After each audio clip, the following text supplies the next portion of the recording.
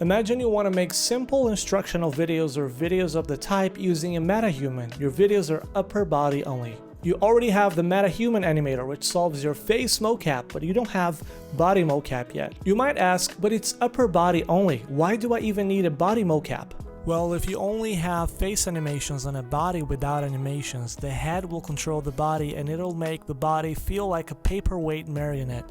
But you might also be asking, well, I can just download mocap animations from Mixamo. You could do that, but it would be unnatural. You see, head movement goes a long way in making convincing metahuman animations, but the body animation must have purpose and align with the feel of the head animation. The body shouldn't be making all sorts of movement when the face doesn't call for it. Both the body and the head should use motion to communicate the message together, and that's the problem with using random body animations. So my advice is, use only a breathing body animation that's already available inside UE5. See, you don't need to be moving around for your metahuman to be convincing. Head movement goes a long way. And to spice things up, you could make short takes with different poses so that your metahuman becomes more dynamic. But don't leave the pose shots on for too long or it'll break the illusion, as in real life, even basic static poses have slight movements. So how do you do all of that? In this tutorial, I'll show you how to use a face animation and a breathing animation for the purpose of doing instructional videos with metahumans. And I'll even show you how to use the Snapper tool and the Constraint tool so that you can attach things to your metahuman. But remember, this is not a tutorial on how to make face animations. You should have your face animations already processed. Let's begin by tackling a very annoying problem. Head separation. So I'm going to apply my idle animation, which is a breathing animation here. Okay, pretty good. Okay, you have a nice and clean breathing animation. And now I will use my face animation. I will add an animation to my face. The animation is already processed and I have one with face rotation on and face rotation off. Let's put the face rotation on animation here. And now, as you can see, the body and the face are disconnected. This is because the body animation and face animation both have head keyframes, but the rotation on the body animation is different from that of the face animation. Thus the issue.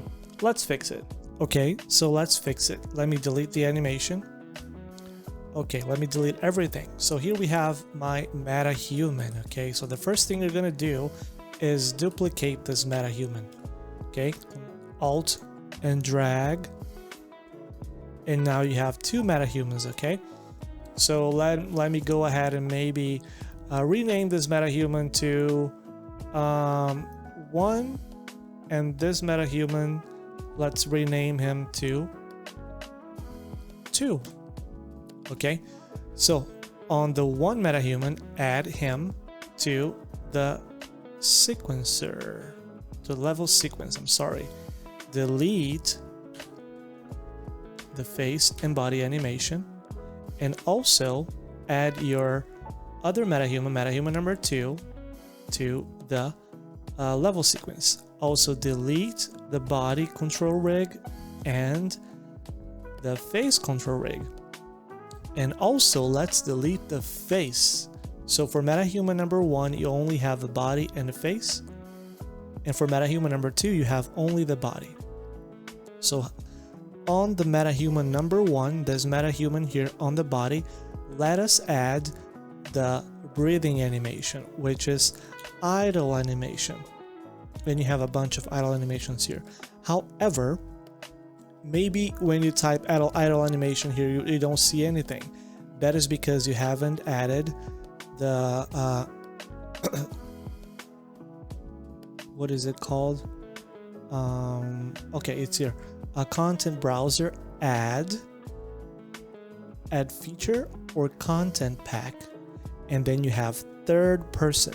You're gonna click on this and add to project. Then you will have a breathing animation and a walking animation and also a running animation. I'm not gonna do that because I already have it, so I'll cancel it. But assuming that you have already added it, let's go and add the idle animation. Okay, I will choose this one. And now I'm going to, it's still on the MetaHuman number 1. I'm going to his face here. I'm going to add the face animation. Okay, my animation is called Epic because for a tutorial. So I have face rotation off and face rotation on. If you're gonna do this, you're going to have to when you process your MetaHuman animation inside MetaHuman Animator, make sure you export it twice, one with the head rotation on and one with the head rotation off. I have both here. So for this MetaHuman number 1, his face, I'm going to add the animation without head rotation. So you can see he doesn't have head rotation. I'm going to scale it a little bit because I want to make it longer. Okay, I'm just going to set the end point here, and now you can see the body here is a little shorter. All you have to do is drag it because it's a looping animation. Okay, on MetaHuman number 1, I have my body idle animation and my face without the rotation. Okay, so that's what's supposed to be. And now on MetaHuman number 2, on the body, I'm going to add the face animation to the body. Okay, with the rotation on this time.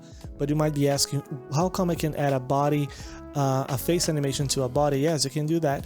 However, if you're doing this the first time, you probably will not see the face animations because these are incompatible with your body. So you have to go to the little gear icon here and allow incompatible skeletons. When you do that, you'll be able to find your face animations that will be applied to the body. So let's choose face rotation on.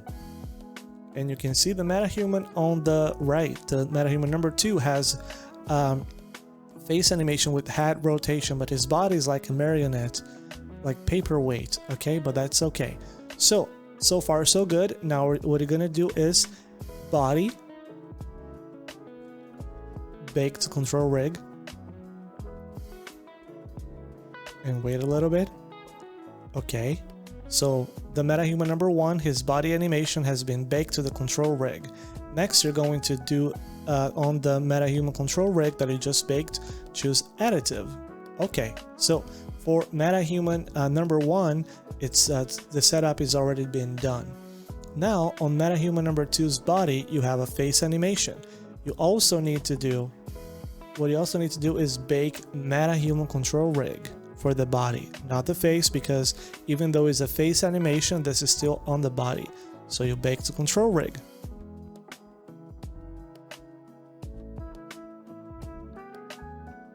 Okay, this time you don't have to do an additive animation. Okay. Alright, so you have both MetaHumans here, one with the breathing body animation and the face without head rotation, and the second one with the head animation and the face animation but without body animation. So now on the MetaHuman number 2, remember MetaHuman number 2, you go to the MetaHuman control rig, you open it, and you will find the head. Let's go find the head here. Okay, you have a head, open it up, scroll down again to the neck. You have 2 necks here, neck 1 and neck 2. So you have the neck 2, neck 1, and the head. Now let's go to the rotation parameters. Select the 3 rotations for the head, rotation, roll, pitch, and yaw. Okay, select these keyframes here. Scroll down to neck 1. You're gonna have to copy the rotation keyframes too of neck 1. So you press shift and you select the keyframes for the head rotation on neck 1. If you don't press shift, the part on the head here will be disconnected, will be unselected. So press shift, select rotation for the select rotation for head. Go to neck 1, press shift, select rotation for the head. Go to neck 2, on the rotation, press shift again, select the rotation for the neck. Okay, now you have neck 2 rotation selected, neck 1 rotation selected, and head rotation selected. You're gonna copy, Control C to copy, scroll up on your Metahuman 1. Okay, you added on the Metahuman control rig, you added a excuse me, you added a additive layer. So now you select the additive layer and now Control V to paste all those keyframes from the second Metahuman. And now what you can see is that the Metahuman number 1 now has, okay, it's been fixed. So Metahuman number 1 has head rotation, with the animation has the original head rotation that you wanted, and the body is still breathing, so the head is not getting separated anymore. Okay, so now what I want to do is select my body. Pay attention, this is very important. My body, and bake the animation sequence. I'm just gonna bake it in the content here.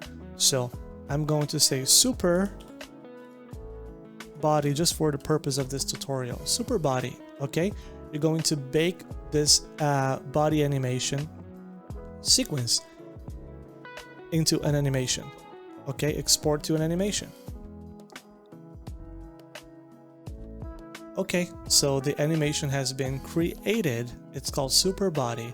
So now what do? You can, because you want to delete stuff now. So let's delete all these things because you just did a process of combining head and body animations, the head rotation keyframes. So what I would do now is delete the animation for my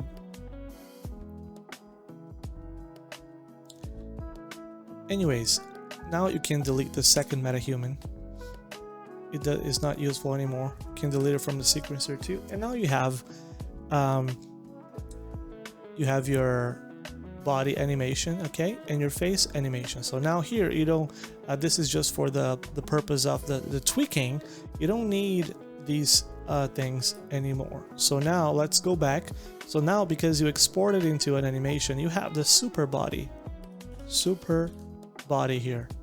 Okay, you have the super body that you just exported, and your face is unchanged. Okay, you don't need to do anything with the face.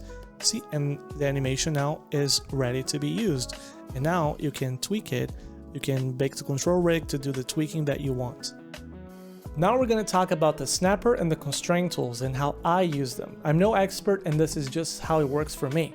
First, the Snapper tool. Right now you can see my hand is resting on the table while I talk to you. My body is still moving, but my hand is resting on the table. However, this doesn't work for metahumans because of collision. Your metahuman hands will appear floating above or clipping through the table even if you position the hand correctly.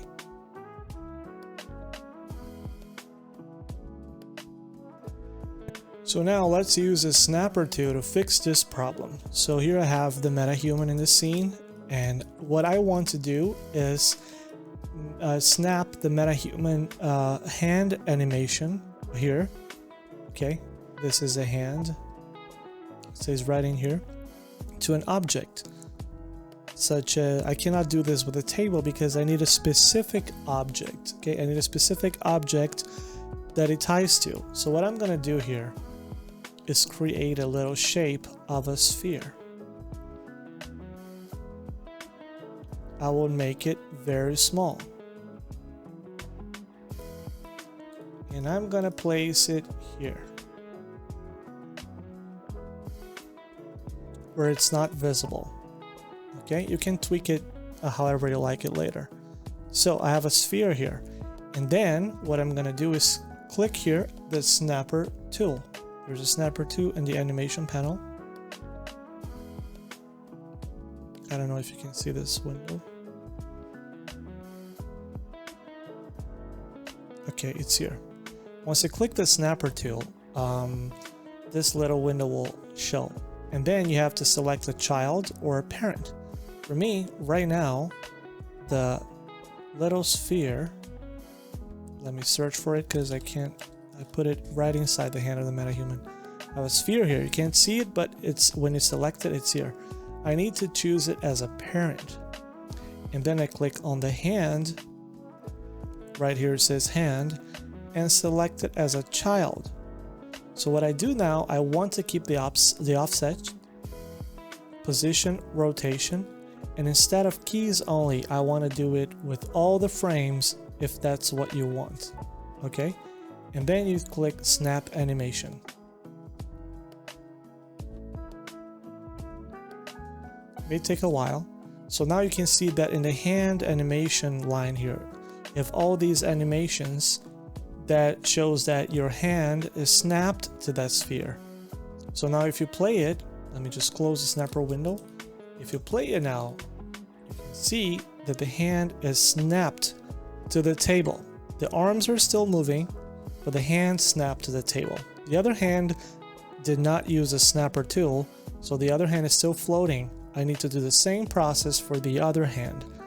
And this is how you use a snapper tool to fix your hand to a solid object. The sphere is visible here a little bit, but you can redo it and put it and place it where it can't be visible.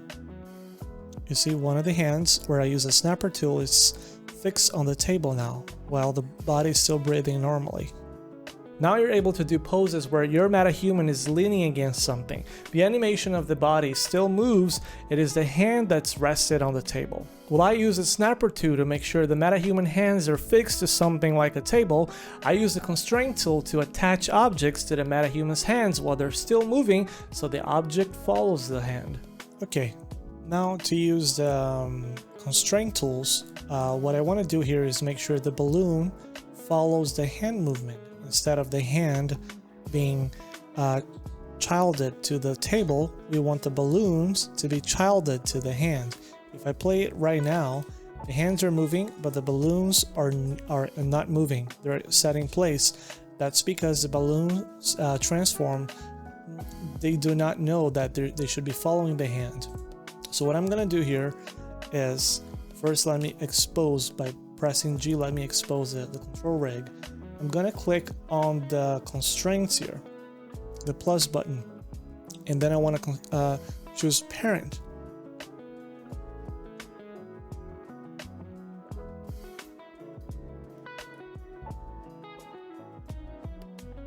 So make sure the balloon is clicked. Okay, make sure the balloon is clicked, it's selected, and then you check constraint parent, and now you have a picker tool that you have to select the hand. Select this hand here, and now the balloons are constrained to the hand.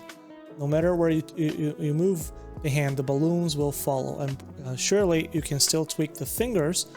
You can still tweak the fingers to make them look like they're holding the balloon, but because the balloon was parented to the palm of the hands, they will follow the hands. But remember, because you created constraints here for the balloons, you have to make sure you do not edit the rotation and location of the hand anymore.